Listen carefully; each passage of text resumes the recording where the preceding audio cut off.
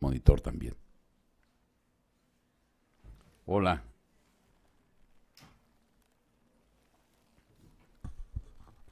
Adelante, por favor, el Estado de México. Uy, otra vez.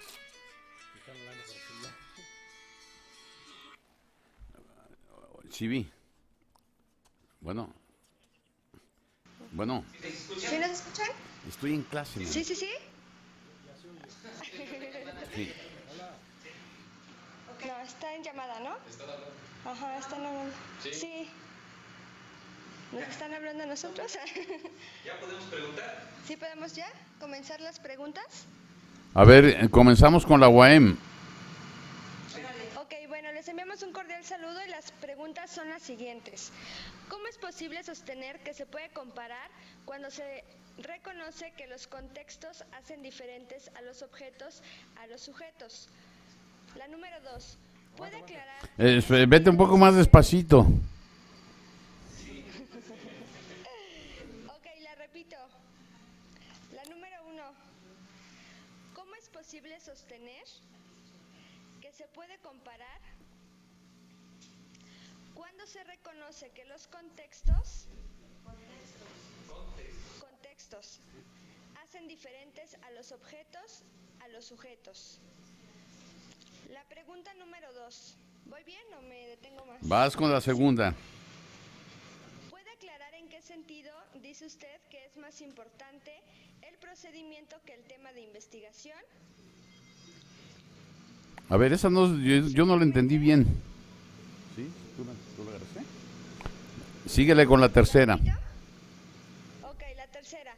Si dice usted que todo es comparación, ¿en qué casos científicos o cotidianos no existe o se puede prescindir de la comparación?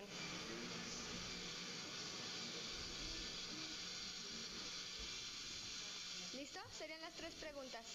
Vale.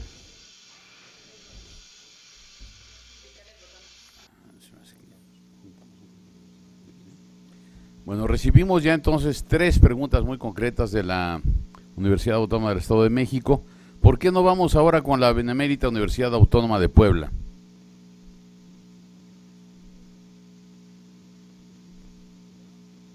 ¿Puebla me escucha? Sí, sí, sí. Adelante.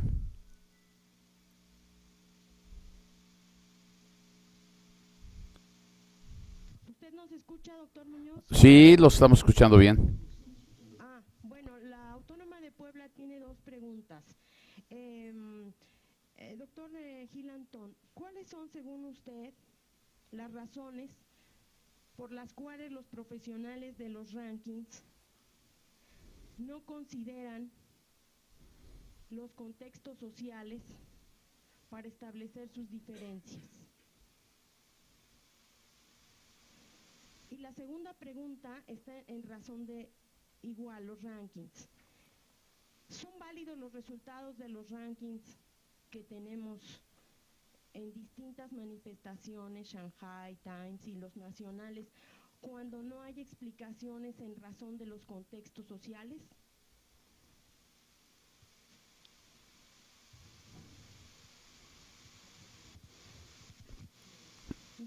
El doctor Gil va a dar respuesta a estas 5 preguntas y después pasamos con las otras 2 instituciones que están ahí.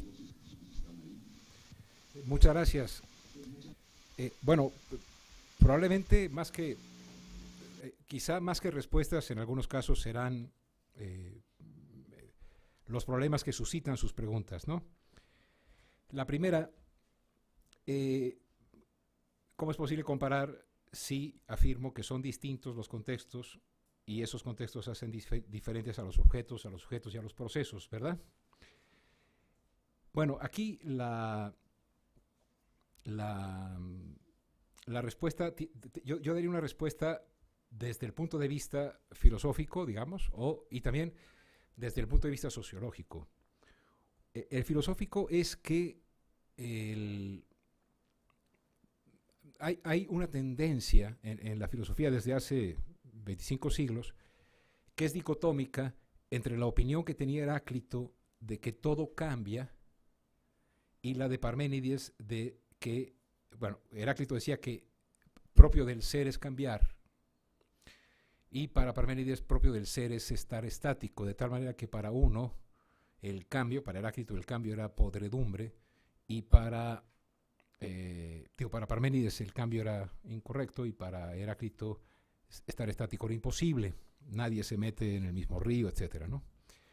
Entonces, desde el lado de la estructura de pensamiento de la epistemología moderna, podemos comparar porque entre los dos objetos hay rasgos, rasgos en el sentido de Parménides, que les permiten ser comunes, y otros que les son diferentes. Digamos, si nosotros llamamos universidad a aquella institución que desde el medioevo para acá se dedica a la educación superior, digámoslo así, en términos muy descriptivos, eso existe y así se le nombra en una multitud de países, o en México se le nombra así a muchas instituciones distintas. En consecuencia, a lo que nombramos igual lo podemos ubicar, por ejemplo, que es posterior a la educación básica, o de la educación media en este caso, pero de la educación básica o de la... es terciaria, nos ponemos de acuerdo. En ella se forman profesionales, científicos. Antes se formaron teólogos, filósofos, etcétera. En cierto modo, dicen los expertos, si un señor del siglo XII viniera para acá, probablemente no entendería qué es nada, pero sí reconocería una universidad, porque hay ciertos rasgos que permanecen. Estamos aquí dos señores en una tarima, otras personas están allá abajo, o sea, hay una relación típica de poder. En unas universidades los estudiantes le pagaban a los profesores, como en Bolonia, en otra no era así. Entonces, la posibilidad de comparación tiene que eludir dos extremos. Uno, que las cosas son tan singulares que son irrepetibles. Era la posición básicamente de el romanticismo alemán, que decía que, por ejemplo, los hombres son, dado que tienen libertad y son irreductibles a la posibilidad de estudiarlos, o bien las tendencias de que todo es lo mismo. Para poder hacer una comparación tenemos que hacer un balance en que son identificables rasgos comunes que permiten la comparación, y los rasgos diferentes son los que van a dar el contexto. Y es más, a los rasgos comunes los van a matizar los contextos y los procesos. Si no fuera esto posible, digamos, la capacidad de ordenar y de clasificar que tenemos desde hace millones de años probablemente, no sería posible. Y esto no quiere decir que existan seres idénticos o seres totalmente en una sola de las celdas del Linneo de la clasificación. Nosotros estamos junto con las ballenas en los vertebrados. Compartimos ese rasgo y eso nos separa de los invertebrados.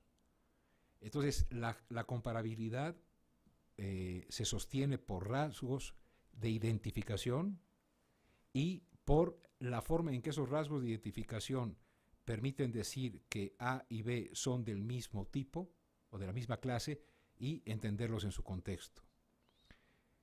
Por ejemplo, y con esto termino, en las ciencias naturales, que mal llamadas ciencias duras, se afirma que el triángulo es aquella figura cuyos ángulos internos suman 180 grados. No existe ninguno que en efecto lo haga. Se han esforzado con rayos láser y tal, y no suma 180 grados. Es una construcción típica. Sin embargo, siendo cada uno de los triángulos, y aquí no estamos hablando de contexto, sino que estamos hablando de los trazos o de las formas, incluso de las fórmulas algebraicas de los triángulos, no son materialmente idénticos, su representación gráfica no es idéntica y sin embargo es comparable. Podemos decir que hay escaleno, isósceles y rectángulo, etcétera, ¿no? ¿Qué comparten? ¿No? Entonces, tanto en las ciencias naturales como en las ciencias de la cultura y las sociales, sí podemos determinar semejanzas que permiten la comparación. Y podemos incluso comparar distintos. O sea, podemos comparar las diferencias que hay entre una escuela básica y la universidad. Entonces, algo comparten, ¿no?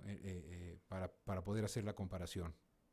Si no, si son cosas radicalmente distintas, serían como inconmensurables y por lo tanto no habría materia de comparación. Bueno, así respondería a esa, ¿no? Me preguntan en qué sentido es más importante el procedimiento que el tema. Bueno, aquí fui quizá muy rápido. Hay algunas personas que dicen que su investigación es más valiosa porque estudian, por ejemplo, la pobreza. Y otras personas estudian, digamos, cómo era el intercambio de mercancías en el siglo XVIII en el Mediterráneo. En términos de problema social, la pobreza es un asunto que importa mucho. Y en términos del intercambio de mercancías, uno diría eso no importa, ya pasó. Bueno, ahí es cuestión de lo que decidamos como política científica, qué estudiar. Yo estaría por la libertad de investigación siempre. Pero no se vale decir que porque estudio pobreza puedo faltar a cualquier regla lógica y hacer cualquier inferencia inválida porque mi tema es muy importante. Y sin embargo, si estudio el intercambio mercantil, digamos, y hago con rigor las cosas, no por ser el intercambio mercantil, no vale la pena esa investigación, no es valiosa. La frase de Weber es que se puede hacer, que como la ciencia no es normativa, aunque la elección del tema está hecha en una constelación de valores, y lo reconoce siempre, su objeto no son los juicios de valor, sino son juicios de hecho, o juicios de hecho con relación a valores. En ese contexto es cuando dice, se puede hacer sociología bien hecha de un convento o de un burdel, tratando de decir que no porque las monjitas sean buenas personas y no hayan pecado nunca, la investigación es mejor que con las señoras que están en el otro espacio, ¿no? Que para mí en muchas ocasiones son las que son mejores. Pero bueno, eso también es un asunto ya personal. En términos bueno, y esta opinión la comparte Cristo, o sea, no estoy en mala compañía, sean ustedes creyentes o no. Dijo, esas van a estar sobre todo mucho más adelante en mi estima humana que las señoras beatas que van a chismear a las iglesias. Eso dijo el Señor Jesucristo. Yo no soy creyente, simplemente digo estoy en buena compañía porque Él es muy famoso. Es ahí donde Weber dice, aguas con permitirse hacer mal las cosas porque el tema es importante. No. Si usted lo considera más importante o menos, si va a hacer investigación, hágala bien. En ese sentido es la idea.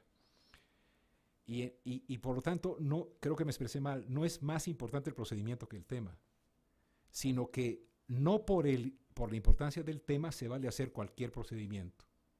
Creo que es mejor dicho así, ¿no? Cuando me preguntan si todo es comparación, bueno,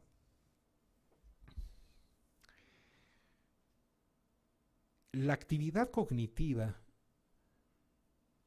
si se concibe como la orientadora de la acción y no hacemos dicotómica la acción del pensamiento, sino concebimos como el constructivismo al pensamiento como parte de la acción, o comparas o mueres.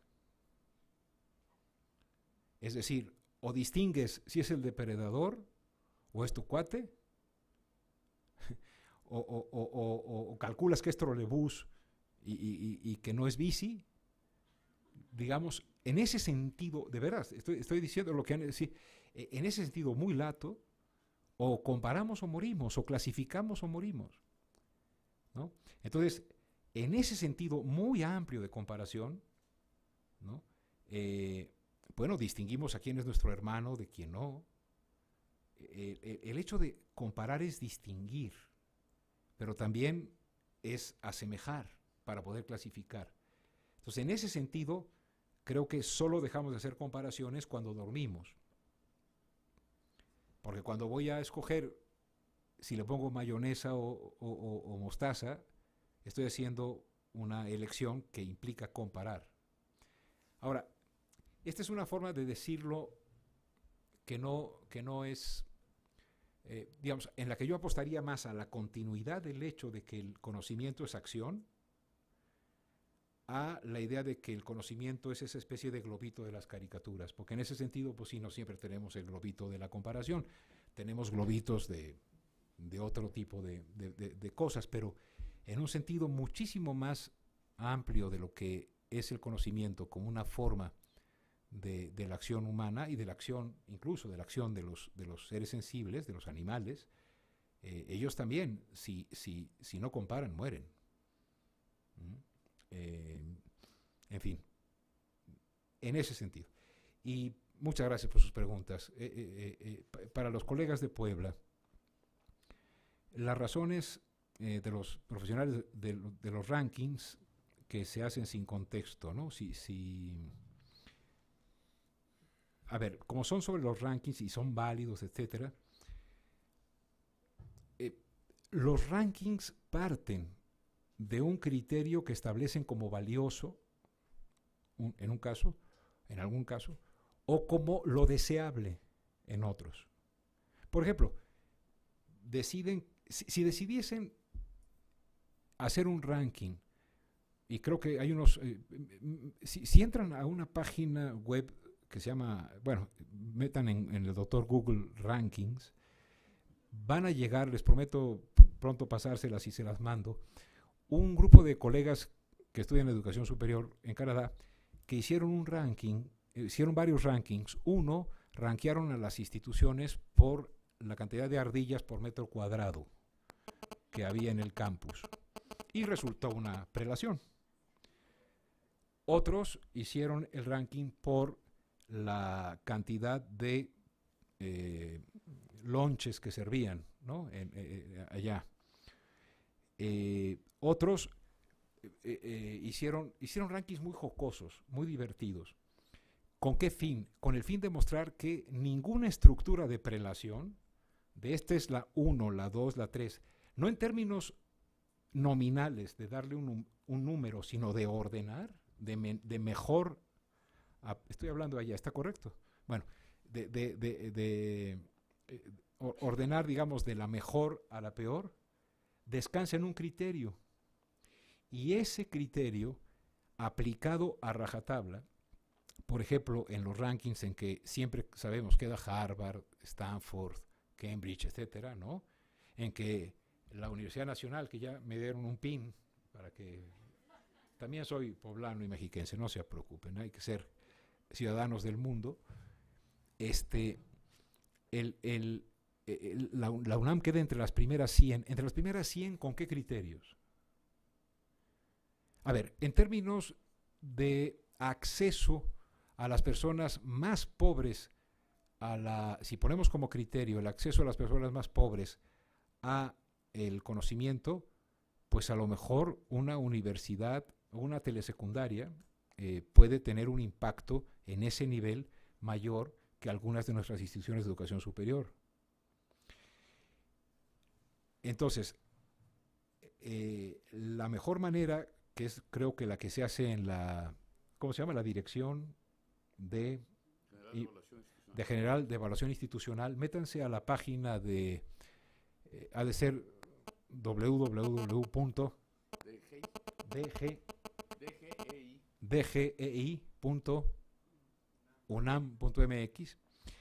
Lo que están haciendo los colegas de esta dirección es diciendo que sobre el rasgo A, cómo están las universidades, el rasgo B, el rasgo C, etcétera.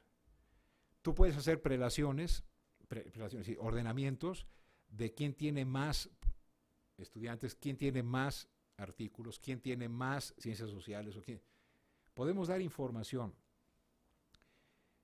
Si el ranking tiene un criterio valorativo, o bien, si el ranking tiene un criterio de orientación de la demanda para que se elija la mejor universidad, e incluso para que esa universidad cobre más, tenemos rankings en que se paga por entrar y hay maneras de pagar por subir de nivel, obviamente estamos ante un fraude. Si estamos ante rankings valorativos, estamos ante ordenamientos que comparan lo incomparable. Y yo, con esto termino, conozco una experiencia extraordinaria en la cual, con base en poner, por ejemplo, las características que tienen las instituciones en un país al respecto de profesores de tiempo completo, volúmenes en la biblioteca, tiempo que se dedica a los deportes, cantidad de experiencias culturales al año, de cine, de teatro, etcétera, y te ofrecen a las instituciones con una valoración, con una cuantificación de cómo están en ese rubro. Y entonces el usuario de la universidad, o incluso el que quiere conocer, pero sobre todo el usuario, puede decir, bueno, a mí me interesa esta universidad porque tiene la mayor oferta cultural, ¿no? Por ejemplo, no hay, creo yo, comparación entre lo que la Universidad Nacional Autónoma de México ofrece de experiencias culturales de todo tipo con la USPI, con la Universidad de Sao Paulo. En el ranking, la Universidad de Sao Paulo queda más arriba, porque están midiendo con un criterio diferente. Sin embargo, si yo quiero, como ciudadano en México, o si yo quiero como una persona que sugiere a su hijo, porque ya ven que los hijos no hacen caso, dónde estudiar, yo diría, yo preferiría que tuvieras acceso a una alberca olímpica, a la sala Nesa, a los conciertos, al cine, incluso que aunque no vayas, allí estén, porque así pasa, ¿no? La gente que vive en el mar casi no va, ¿no? Y nosotros decimos, qué burros, váyanse 15 días y verán que nada más lo ven. Entonces, pero no importa, ahí tienes esas posibilidades. Yo diría, ese es un valor por el cual yo puedo elegir, y además en el diseño de las instituciones nosotros podemos elegir civilizatoriamente que vamos a asegurar, ¿no, Humberto?, que ese va a ser un rasgo de las universidades mexicanas. Yo, por ejemplo, no tengo bronca con las universidades tecnológicas, pero hay que incrementar su componente cultural y humanístico. En ese sentido, ese no ranking, sino esa información de qué te ofrecen las distintas universidades, te puede hacer tomar una decisión acorde con lo que tú quieres. Por ejemplo, y con esto termino, cuando la madre de Martí y de Mariana, mis hijos y yo, tuvimos que decidir dónde los metemos, tuvimos 3 criterios. 1, que no esté Dios, ¿no? La noción de pecado y de ese ojo que siempre está viendo si los chiquillos se agarran por ahí. No. Dijimos eso, no. Segundo, que haya valores democráticos, valores liberales en el sentido mejor de la palabra, que haya aprecio por la pelea por la igualdad social, lo que sea. Y tercero, ese me parecía a mí el primero, pero no estuvo de acuerdo la madre de mis hijos, era que hubiese muy buen fútbol. Sí, a mí me parece que, como diría Albert Camus, todo lo que aprendió de moral, todo lo que yo aprendí de moral, y creo que buena parte de lo que aprendí de moral y de ética mis hijos, lo hicieron en el fútbol. Cuando uno sabe perder y decir bien jugado al que te ganó. Bueno, esos 3 criterios los usamos y metimos a nuestros hijos a la escuela X. Otros señores dijeron, yo quiero que vaya a una escuela que tenga 3 criterios. Que desde el kinder, el que no le saque el ojo con un lápiz al otro compañerito para competir en este mundo de competitividad, es expulsado. En el que antes de saber pensar sepan inglés. Y tercero, en el que valga más tener conocidos que conocimientos. Y entonces eligen la escuela J. Ahora, ahí está el usuario ante las posibilidades. Otra cuestión es la política pública. ¿Qué tipo de instituciones este país quiere tener? Y es ahí donde hay países que han dicho, queremos tener instituciones donde haya un desarrollo tecnológico y nos vale gorro con tener 200 millones que consuman, los 800 millones que sobran, que no estudien, a un proyecto en el cual la universidad construye Estado, como señalaba, o produce conocimiento de primer nivel, o es un espacio civilizatorio en el sentido de que contra más chavos estén ahí, hay más acceso al saber, al conocimiento, al arte, a las humanidades. Son proyectos de nación y son proyectos de estilos institucionales que se juegan en el ámbito de los valores. Y en ese sentido, en el caso, por ejemplo, de la universidad que hace nación civilizatoria, que nos mete a todos a desarrollar nuestra inteligencia y nuestras posibilidades, ese a mí me parece que sería sensacional. Ahí podemos valorar quién hace mejor su trabajo que otro, pero en ese criterio. Entonces, en el encuentro que hubo sobre rankings, se mencionaba, se les decía a los autores de los rankings que no estaban tomando en cuenta el contexto, y hubo uno, me acuerdo muy bien, que dijo, perdón, están equivocados, nosotros usamos datos duros. Las universidades buenas son las que publican en las revistas mejores. Las universidades buenas son las... Y entonces nos dijo los criterios. Entonces, bajo esos criterios, digamos, la UAM Azcapotzalco ha de estar en el lugar 8 millones. Sin embargo, para la comunidad de chavos que van a Azcapotzalco, la universidad, la UAM, mi UAM originaria, tiene un sentido diferente. Entonces, me parece a mí que hay que tener cuidado con los rankings, pero sobre todo no creer que miden una calidad absoluta, porque pues no hay eso, ¿no? Vamos ahora con la ENEP Aragón.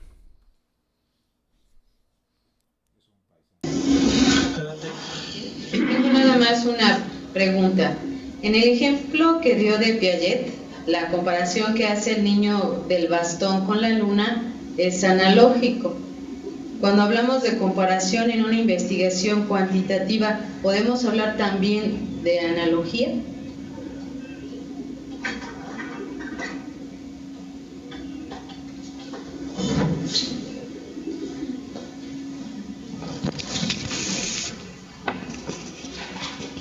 No sé yo. La repito. En el ejemplo que dio de Piaget, la comparación que hace el niño del bastón con la luna es analógico. Cuando hablamos de comparación en una investigación cuantitativa, ¿podemos hablar también de analogía?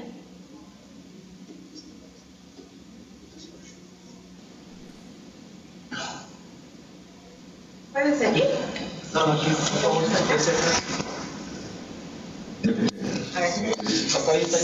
Sí, a ver, son, perdón, pero son muchas preguntas. Pero bueno, es que ya las tengo. Escoge una. Las digo rápido. Es una dimensión comparativa, metodológicamente hablando, someter el dato empírico a la luz de las explicaciones teóricas existentes. La otra sería cómo romper las barreras de los horizontes territoriales, debido a que estos se vuelven obstáculos epistemológicos en la construcción del conocimiento. Me saltó una. ¿Cuáles son los retos metodológicos de la comparación, además de la vigilancia del juicio de valor? Millón de gracias. Sigue entonces el Instituto Politécnico Nacional.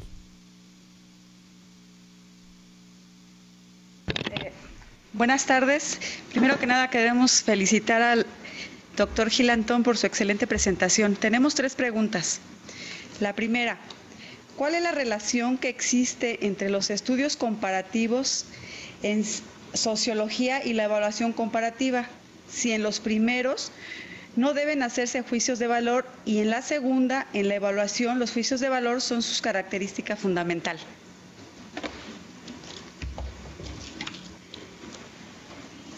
La segunda, desde el supuesto de Piaget, ¿qué tan objetiva puede ser la investigación comparativa?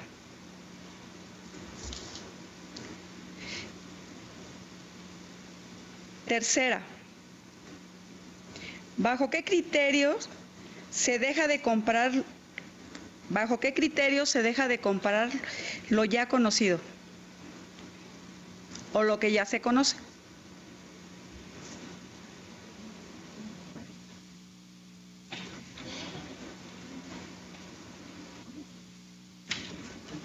Que las 5 preguntas, no fueron 5, fueron más, ¿verdad? Bueno, que las preguntas que hicieron los compañeros de Aragón y del Poli han sido tan concretas. Ahora le voy a pedir al doctor Gil que también sea concreto para dar posibilidad a los estudiantes que están aquí en la sala también de preguntar. Reconozco se me va por pasión, pero bueno. ¿Qué papel juega la analogía en la comparación? No estoy seguro.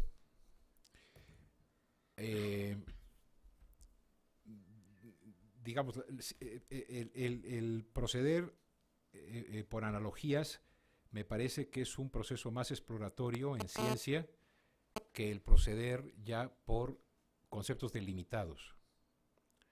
Pero en eso estoy pensando mucho en los últimos años, porque casi todos los conceptos científicos son analógicos. Hablamos de tejido social, y no podemos pensar en el zarape de Chavela Vargas, pero tejido social. Hablamos de coyuntura, hablamos del espacio, ¿no? Hablamos de muchas cosas que son términos prestados. Entonces, me da la impresión de que cuando la analogía obtiene una delimitación que puede ser sostenible y compartida por una comunidad que entiende por ella lo que ha de entender, ya estamos ante el pasaje de analogía a una noción, a un concepto, etc. Pero, francamente, creo que es un tema en que me pones a pensar pero la pregunta es si se puede hacer en el terreno cuantitativo. Para mí no hay la discrepancia, la dicotomía entre cualitativo y cuantitativo me parece que es innecesaria. Todo conocimiento, lo que empírico busca tener evidencia, y la evidencia la llamamos cualitativa cuando no tiene números y la llamamos cuantitativa cuando sí los tiene. Me parece que es absurdo. Lo que tiene que ser es evidencia sostenible. Rapidísimo un ejemplo. En el primer estudio sobre académicos, el 70% de los profesores eran hijos de papás que no habían terminado la primaria. De los profesores de hoy en la Universidad Mexicana. Susana García Salord hizo un estudio entrevistando a 12 personas. Se encontró una muchacha cuyo padre sirvió como mesero en el banquete en la ciudad universitaria cuando se inauguró, y su padre se prometió que el sentido de su mejor herencia para su hija sería que estudiara, y cuando la entrevista es doctora en química. El 70% de papás que proceden, el 70% de los papás que no tienen estudios superiores, de los que procedemos los profesores, es un dato frío, sin calidad. La narración que hace Susana, por el hecho de tener un nombre que además omite, por ser una narrativa que coincide con la otra, por ello es más valiosa. No, me parece que optar por una forma o por otra es relativo a la pregunta que nos hacemos, al problema que tenemos e incluso muchas veces a los recursos con que contamos. La dimensión comparativa entre el dato empírico y la teoría. Yo creo que ahí, más que una dimensión comparativa, advierto, si entendí la pregunta, más que una dimensión comparativa, hay una dimensión relacional. Cuando trataba de hacer con las manos el ejemplo de lo teórico y el rasgo empírico, ya sea expresado en números o expresado en palabras, me parece que ahí lo que hay es una relación, ¿no? Entonces, en cierto modo, valoramos si el dato si este rasgo tiene que ver con pero más que una comparación es una, digamos, es una traducción de la noción y sus rasgos a lo observable. Podría entenderse como que puedo comparar si el rasgo corresponde allá. Sí, no es muy usado en la metodología que yo conozco. Romper los horizontes territoriales, eso es urgente porque sí se convierten en obstáculos epistemológicos y se convierten en obstáculos, yo creo, porque no reconocemos que el conocimiento es, digamos, es una cosa que no reconoce fronteras. Entonces, la forma de romper horizontes territoriales solo tiene una solución, y es acercarse lo más posible a una biblioteca o a algún medio como los actuales de acceso y leer lo que ocurre si uno no se puede mover. La experiencia de moverse a otros lados es posible y digamos, es muy valiosa, pero Kant revolucionó la filosofía y nunca salió de Königsberg, que significa Monterrey. Vivía en Monterrey, en Alemania, ¿no? Es decir, yo siempre he pensado que esta idea de la internacionalización, y sería interesante que se planteara en este curso, siempre la ha habido. Yo leí, Humberto leyó, todos leímos obras de personas de distintos países y el conocimiento es internacional, ¿no? Aristóteles no era de Narvarte, ¿no? Narvarte es una colonia aquí, ¿no? Entonces, la cuestión sería, eso es indispensable. Una persona que quiera hacer investigación y no busque qué se sabe de eso en todos lados, que no busque, no que alcance a saber todo, pero que no busque qué se sabe, corre el riesgo de inventar el hilo negro o el agua tibia. Además de evitar juicios de valor, los retos metodológicos que traté de decir son la idoneidad teórica de las dimensiones de análisis, de observación, la idoneidad técnica que haga confiable y válida la medición en los sitios en que hay comparación, y hay una muy importante, el que las dimensiones teóricas y las decisiones técnicas tengan en ambos casos una coherencia lógica equivalente, de tal manera que puedan ser susceptibles de ser consideradas equiparables. La relación de estudios comparativos y evaluación comparativa. Bueno, evaluar valora. Yo suscribo la idea de que la ciencia no tiene como función decir lo bueno o lo malo, sino tiene como función, y la sociología, que es lo que yo estudié, tiene como función tratar de entender por qué las cosas pasaron así y no de otro modo. No decir si estuvieron bien o estuvieron mal. Por ejemplo, las escuelas llamadas Patito son, desde cierto punto de vista, algunos investigadores dicen que hay que condenarlas porque no tienen calidad. Yo digo, bueno, el análisis de su calidad es posible, pero yo diría, oigan, pero están cumpliendo una función social, le dan horario, credencial y un sitio al cual ir y volver y tener amigos a millones de personas que el Estado no atiende. Ver así a las escuelas Patito, así mal llamadas yo digo, pero bueno, porque es un adjetivo, dado que en las públicas tenemos patotes, ¿no?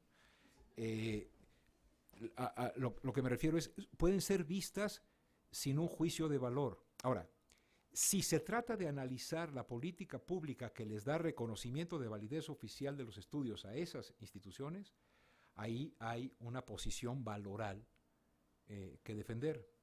Y si se trata, tercer terreno, de evaluar el conocimiento, pues ahí sí se tiene que decir si alguien sacó 10 o sacó 8 o sacó 9.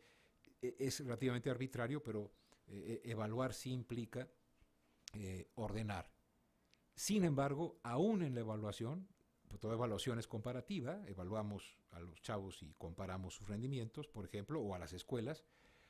Hay 3 tipos de evaluación: la que uno mismo hace, la que es diagnóstica, que llaman los expertos diagnóstica, y la que es sumaria, que además esa es la que tiene nombre como de paredón, ¿no?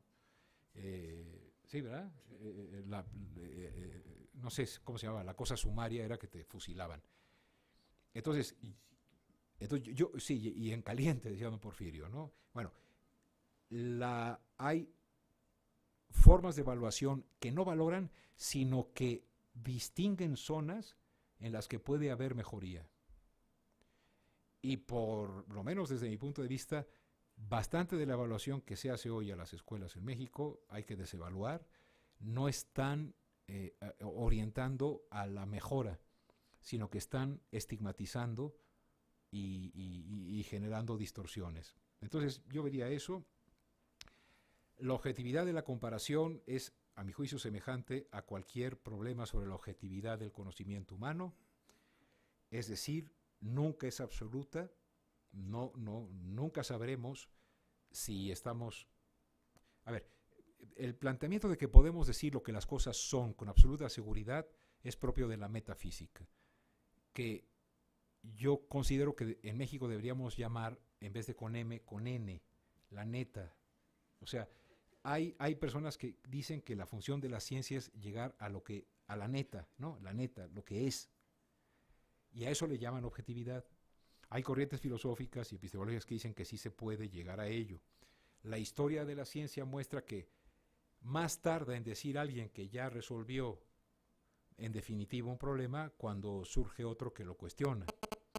Entonces, objetividad en el sentido de ajuste perfecto con lo que sucede, no hay. Decir que hay subjetividad en el sentido de que todo lo que decimos es un acuerdo intersubjetivo en el que acordamos Humberto y varios más, decir que 2 y 2 son 5, tampoco funciona.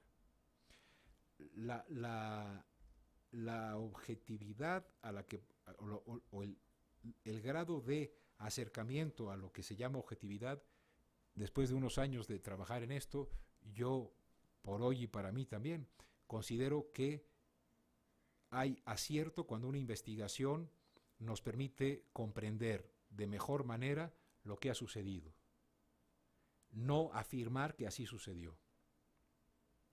Y por último, si ya, ¿cuándo es el criterio para dejar de comparar? Bueno, la comparación en sentido lato se termina con la muerte, ¿no? Aunque luego hay quienes comparan la caja de uno con la caja de otro, ¿no? Pero de eso uno ya no se da cuenta.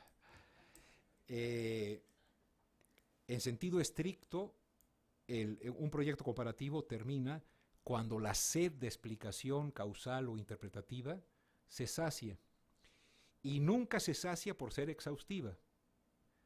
Es decir, no dejamos de hacer comparaciones porque ya comparamos todos los rasgos posibles, sino cuando hemos logrado determinar los pocos aquellos que son tan significativos que hacen que A y B, que pertenecen a la misma clase, tienen semejanzas y diferencias en esas dimensiones.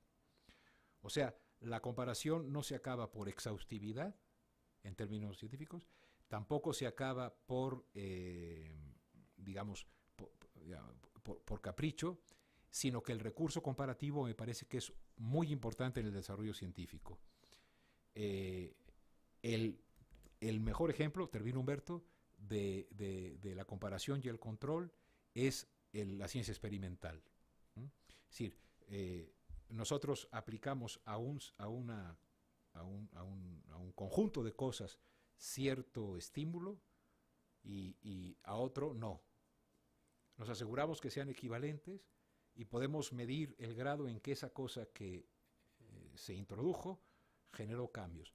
Si hay cambios, decimos esta cosa que introdujimos es un factor causal relevante de cierta cierto proceso. Si no pasa nada, puede ser que sea si no pasa nada al meter la sustancia, entonces decimos es anodina. Así se hace con las medicinas, así se hace con los grupos de control. Los grupos de control para probar una medicina son eso. Y en las ciencias sociales podemos hacer cosas cuasi experimentales. Entonces, otro criterio que diría don Alfonso Reyes se usa para dejar de comparar o para más bien dejar para terminar una investigación, sería pues cuando ya nos parece que nos ha cansado el tema y que queremos averiguar otra cosa, o que con lo que hemos estudiado de un tema se ha abierto una beta que nos parece muy interesante, ¿no? ¿Mejoré? Muchísimo, sí mejoró, desde luego. Yo creo que las preguntas que hicieron los colegas que están en las sedes foráneas han sido muy interesantes, han permitido que el doctor Gil amplíe algunas de las cosas que dijo en su charla, y felizmente ahora nos toca a nosotros, a ver, ¿quién va a animarse a preguntar? Ya estamos sobre casi la hora de terminar, pero reconozco que hay que dejar que los que están aquí presentes y que han escuchado y que se han reído y que han dicho cosas, se pregunten. Adelante, por favor. Gracias, buenas noches. Bueno, la conferencia me dejó más dudas, pero me gustó muchísimo. Y deduje, entonces lo que siempre se ha hecho es una acumulación de datos, o sea, lo que se ha investigado es una acumulación de datos de todas las investigaciones que encontramos en los anaqueles de las bibliotecas. Por lo tanto, ¿qué hacer? Y un favor, si pudiera dar algunas características de lo que sí sería una investigación comparada. Gracias. Segundo. Les voy dando la palabra como lo estoy viendo, ¿eh?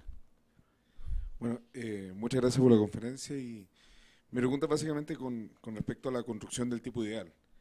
O sea, una de las razones que se dio para poder utilizar esta metodología es justamente la posibilidad de evitar estos juicios de valor en la comparación entre distintos elementos. Pero ¿cómo se evitan esos juicios